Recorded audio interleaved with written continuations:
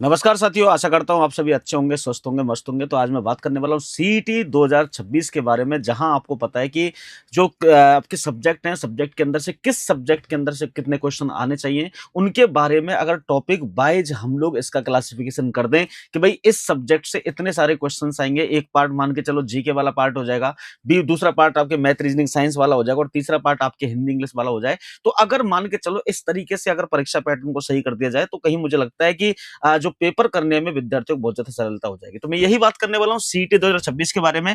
Topic wise Ankwar क्यों नहीं किया, क्या है नियम, क्यों लिया फैसला, मतलब रीजन क्या है ऐसा, आखिर क्यों नहीं करना चाहते इस तरीके से। अगर मान के चलो आपके लिए ये बता दिया कि जीके वाले पार्ट से इतने सारे क्वेश्चंस आएंगे, आखिर क्यों नहीं करना चाहते। तो अभी आपको एक खबर मिली है, आपको पता है एक पेपर की कटिंग आई है और पेपर की कटिंग के अंदर आप लोगों को यही मिला है कि मतलब कर्मचारी चयन बोर्ड राजस्थान बोर्ड ने सीईटी सिलेबस में टॉपिक वाइज अंकवार जारी करने से इनकार कर दिया है। कहा है हमारा उद्देश्य अभ्यर्थी सभी टॉपिकों की तैयारी कर ध्यान से करे।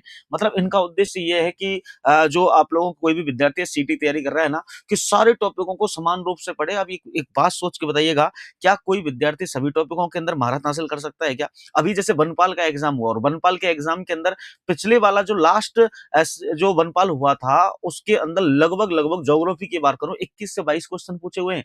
अब की बार जो क्वेश्चन पूछे हुए हैं लगभग 12-13 पूछे हुए हैं। तो इतना कम कैसे हो गया? अब मान के चलो किसी सब्जेक्ट को किसी विद्यार्थी ने ज्यादा पढ़ लिया, तो हो सकता है कि अब की बार सीईटी के अंदर वो उस सब्जेक्ट के अंदर क्वेश्चन पूछे ही नहीं। ये तो मनमानी सी हो गई। तो इन्होंने क्या कहा है, सुनना ध्यान से, मैं आपको जो खबर बता रहा हूँ बहुत काम की चीज है।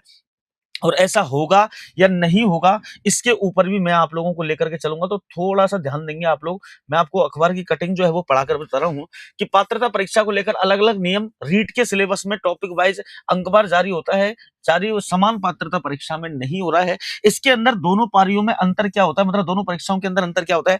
रीट के अंदर टॉपिक वाइज अंकवार जारी होता है, तैयारी की स्पष्ट दिशा मिलती है और विषयवार रणनीति बनाना आसान होता है कि किस विषय को हमें कितने टाइम के अंदर पढ़ना है और किस तरीके से पढ़ना है, ये चीज जानकारी इसमें मिल जाती है। जबकि सीईटी के अंदर की अगर बात करें तो टॉपिक वाइज अंकवार जारी नहीं किया गया है।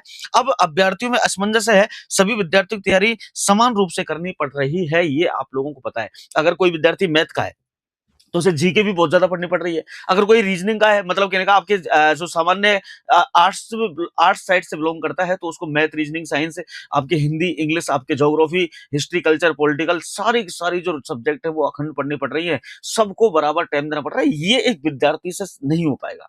बोर्ड के अंदर बैठे हुए जो लोग हैं वो इस चीज को सोच सकते हैं कि सभी जो विद्यार्थी हैं वो विद्यार्थी सारी सब्जेक्ट को समान रूप से पढ़े, सब में महारत हासिल कर ले, लेकिन यह संभव नहीं हो पाता है। और जब तक यह संभव नहीं होगा, जब तक कि मल्टीपल सब्जेक्ट्स किसी सिलेबस के अंदर रहेंगे। आज सीईटी के अंदर लगभग लगभग 13-14 सब्जेक्ट है। क्या 13-14 सब्जेक्टों को कंप्लीट विद्यार्थी पढ़ सकता है? क्या बिल्कुल भी नहीं पढ़ सकता। अच्छा, हमारे जो आप लोगों को पता है, जो आप लोगों के राजस्थान बेरोजगार यूनियन के जो अध्यक्ष हनुमान किसान जी, उन्होंने क्या कहा है, पेपर सेंटर्स की मनमानी पर रोक लगा सकेंगे। क्या बोला इन्होंने कि समान पात्रता परीक्षा के सिलेबस में टॉपिक वाइज अंकवार जारी होने से अभ्यर्थियों की तैयारी में काफी मदद मिलती है। और बिल्कुल सही बात है, मदद तो मिलेगी मिलेगी। इन्होंने इससे यह स्पष्ट पता चलता है कि किस टॉपिक से अधिक क्वेश्चन ध्यान देना है या किस टॉपिक से अधिक क्वेश्चन आप लोगों को पता चल जाता है। जैसे मान के चलो मैंने कहा जीके वाले जो पार्ट है, राजस्थान जीके वाला जो पार्ट है या जीके वाला पार्ट है, इससे लगभग 60% डेटे जाएगा। तो आपको पता है ना, 60% तो यहीं से मिलेगा आप लोगों को। तो एक विषय से आप लोग यहीं पढ़ने से हो जाएंगे पास। और किस पर कम ध्यान दें, इससे सेंटर्स की मनमानी पर भी रोकी जा सकती है।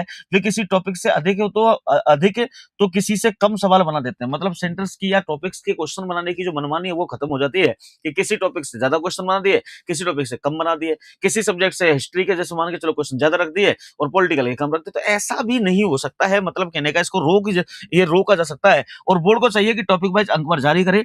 ये हनुमान किसान जी ने कहा है, अभी आपको पता है। इसके बाद में आप लोगों के आलोक राज जी हैं, आपके जो बोर्ड अध्यक्ष हैं कर्मचारी चयन बोर्ड जयपुर के द्वारा, टॉपिक वाइज अंकवार जारी करना संभव नहीं है। मतलब टॉपिक वाइज अंकवार जारी करना संभव नहीं है। एक बात आप समझ लीजिएगा, क्यों नहीं करना चाहते। मैं तो वही उसी चीज से मतलब मैं इस ये बात को जोड़ूंगा जो आपको पहले से कहता आया हूं कि भाई सीईटी करवाने का उद्देश्य क्या है। सीईटी करवाने का उद्देश्य यही तो है कि आपको फेल करवाना है।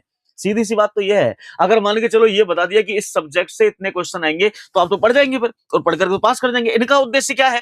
लगभग 30 लाख विद्यार्थियों में से, जैसे इन्होंने डेटा दिया था कि 20 लाख विद्यार्थियों में से 3 से 4 लाख विद्यार्थी, 3 से 3 से 4 लाख विद्यार्थी इनको पास करने हैं। अब ये डेटा 30 लाख बढ़ गया, 30 लाख पे लगभग 5 लाख लगा लो, 5 से 6 लाख लगा लो, तो 5 से 6 लाख विद्यार्थियों को ही पास करना है। अगर आपको बता दिया कि आपके सिलेबस के अंदर यहां से इतने क्वेश्चन आएंगे तो आप सब पढ़ जाएंगे और सब पढ़ जाएंगे, पेपर पास कर लेंगे। फिर इनका सीईटी करवाने का फैसला फायदा रहा क्यों? क्या फायदा रहा ये तो बताओ आप मेरे को। ये फायदा रहा, इनका कोई मतलब नहीं है। आप लोगों को पता है आपको पास करवाने से, सीईटी आपको क्लियर करवाने से कोई मतलब नहीं है। इनको सिर्फ ये मतलब है कि सीईटी परीक्षा को विद्यार्थियों के ऊपर थोपना है। मन चाहे जहां से क्वेश्चन बनाओ, सभी सब्जेक्ट को पढ़ाओ, जब पेपर के अंदर क्वेश्चन लेवल के आएंगे तो अपनी बात रख देंगे कि साहब हमने तो पहले से ही बच्चों को बोला था, कई सारे स्टेटमेंट हमने दिए थे कि भाई बहुत अच्छे तरीके से हमको पढ़ना है, बहुत अच्छी तरीके से तैयारी करनी है, सभी विषयों को पढ़ना है। अरे एक विद्यार्थी सारी विषयों के अंदर कैसे महारत हासिल कर सकता है भाई साहब? एक शिक्षक होता है 1 या 2 सब्जेक्ट के अंदर ही महारत हासिल कर सकता है, लेकिन एक विद्यार्थी 14-15 सब्जेक्ट पढ़ेगा, कैसे पढ़ लेगा किस विषय को? अब मान के चलो जैसे कोई भी आप लोगों के सिलेबस दे रखा है, उस सिलेबस के अंदर 2-3-4 टॉपिक है, उसके अंदर चलो वो ये सोचेगा विद्यार्थी की इसको छोड़ देते हैं, लेकिन एक बड़ा टॉपिक है, बड़ा सिलेबस है, उसको कैसे कैसे याद करेगा? ठीक है ना? तो नहीं हो पाता है ऐसा, सबके साथ में नहीं हो पाता है। तो मैं भी इस बात को कहूंगा कि अगर आप सब्जेक्ट वाइज मतलब जितने भी विषय हैं, विषयों के अनुरूप आप लोग अंकों का बंटवारा कर दें या क्वेश्चंस का बंटवारा कर दें, तो छात्र जो 30 लाख अभ्यर्थी है ना, वो सीईटी में पास हो जाए। और पास करवाने का उद्देश्य नहीं है तो फिर तो छोड़ने से फायदा ही है। फिर तो पास करवा भी मत, फिर तो सीईटी क्यों करवानी है आप लोगों को ना? तो ये चीज मिलेगा। तो इन्होंने क्या कहा है, सभी अभ्यर्थी टॉपिक तैयारी करें, टॉपिक वाइज अंकबार जारी करना संभव नहीं हो पाता। देखो रीट जैसी भर्ती परीक्षा के अंदर टॉपिक वाइज जो अंकबार है वो आपके जारी कर रखा है, लेकिन सीईटी के अंदर ऐसा संभव नहीं हो रहा है। फिर भी सिलेक्शन सिलेबस में टॉपिक के अंकों का निर्धारण काफी कुछ 2024 की सीईटी जैसा ही है। मैंने आपको बताया था बनपाल के एग्जाम के अंदर देखो ना, पेपर उठा करके पूरा अनसंट कर दिया है ना। अभ्यर्थी अगर पिछली दोनों सीईटी सिलेबस और पुराने पैटर्न्स को देखे तो उन्हें सटीक अंदाजा हो जाएगा कि टॉपिक का कितना वेटेज है। मैं इस कटिंग को भाई साहब लेकर के रखूंगा यहीं, इस कटिंग को मैं ऐड करके रखूंगा यहीं पर, क्योंकि जब सीईटी का रिजल्ट आएगा ना, उस टाइम पर पेपर हो जाएगा ना, उस टाइम पर बताऊंगा कि ये जो कटिंग है वो उसके अनुरूप कितने चले हैं, कि पिछले जो सीईटी उसके अंदर ही क्वेश्चन पूछे हुए। फिर तो स्पष्ट है इतने क्वेश्चन इससे आएंगे, फिर तो सीईटी पुरानी वाली तरीके चलेंगे। फिर ये घबराहट क्यों, फिर ये बातचीत क्यों चलती? तो ऐसा नहीं हो पाता है। मतलब मैं आपसे ये पूछ रहा हूँ, ये कह रहा हूं कि आपको तैयारी तो करनी है भाई साहब। सीईटी के अंदर पास होना है तो आप लोग आंख बंद करके कुएं में कूद जाओ। आंख बंद करके अगर मान के चलो आपका पैर पानी में पड़ गया तो आप बच ही जाएंगे, और दीवारों में टकरा गए तो मर ही जाएंगे। तो बात सीधी सी है। सीईटी तो बस ये है कि आंख बंद करके चलना है आप लोगों को। पेपर तो लेवल का आएगा, 25 बार कह चुके हैं हमारे आलोक राज जी, तो पेपर तो लेवल का ही आएगा इसके अंदर। यहाँ अभ्यर्थियों की मांग क्यों है जायज? अभ्यर्थी क्यों मांग कर रहे हैं? क्योंकि विषयवार तैयारी की स्पष्ट रणनीति बन सके, महत्वपूर्ण टॉपिक पर अधिक समय दे सके। और ये सही बात है, किसी भी परीक्षा को पास करने के लिए ये मापदंड होते हैं और विद्यार्थियों को यही चाहिए बस। 40% पात्रता हासिल करने की बेहद योजना बन सके भाई। 40% याद कर हमको प्राप्त करने। 3 साल पात्रता होने से अभ्यर्थी चाहते हैं कि इस बार पात्रता लेने में सफल हो, ताकि बार बार सीईटी में शामिल ना होना पड़े। और बार बार सीईटी हो भी नहीं रही है भाई साहब, आगामी 2.5-3 साल के अंदर सीईटी है ही नहीं। आप देख लेना भले उठा करके। मतलब मैं कह रहा हूं हो ही नहीं रही है सीईटी, वापस तो कहां से सीईटी होगी? नहीं हो रही है। 3 साल करने के पीछे रीजन भी तो यही है। इतनी बड़ी भीड़ को अब तक नहीं करवाई थी, इतनी बड़ी भीड़ को कैसे सीईटी के अंदर शामिल करेंगे? तो कोई दिक्कत नहीं है। मैं आपसे कह रहा हूं ये आपके डेटा है जो आप लोगों के कैसे कैसे बदलाव किए गए हैं। तो सीईटी की तैयारी कर रहे हो आप भैया जी पुराने पेपर खोलकर देख लीजिए, उसी तरीके से पढ़िएगा।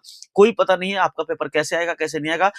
इस इस वीडियो को अपने दोस्तों तक ज्यादा से ज्यादा शेयर करना है, जिससे सारे के सारे विद्यार्थी जागरूक हो सकें, आप लोग समझ सकें कि भाई हाँ वास्तव में इस तरीके की स्थिति आप लोगों को बन सकती है। और यदि तैयारी आप लोग करना ही चाहते हैं सीईटी की, तो मैं आपको ये भी बता रहा हूँ, थोड़ा सा ध्यान दे लीजिएगा।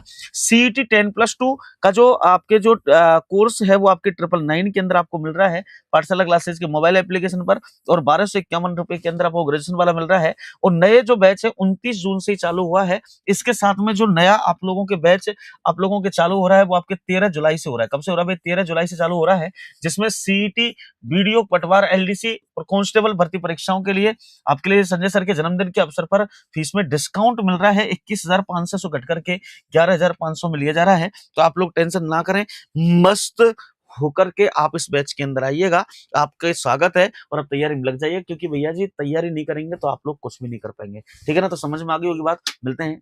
Thank you.